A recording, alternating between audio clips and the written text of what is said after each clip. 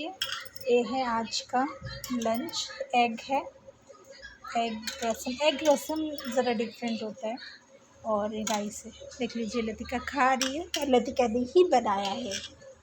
Like कर दो, like कर दो, लतिका की खाना को। Hi everyone, welcome back to my channel. और ये है आज का मेरा लंच।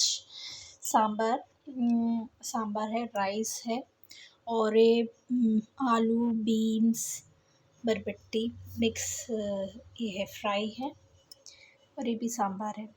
बस ये है मेरा आज का खाना। इंजॉय इंजॉय, सभी को इंजॉय।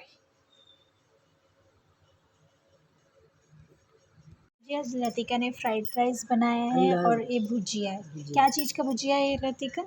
सीम आलू सीम आलू की भुजिया है। और ये हमारा आज का डिनर है। इंजॉय लाइक कर दीजिए, लाइक कर दीजिए। सामने से दिखा दो जरा, सामने से 1 मिनट। क्या क्या डाला है फ्राइड राइस में? गाजर प्याज, ये सब टमाटर।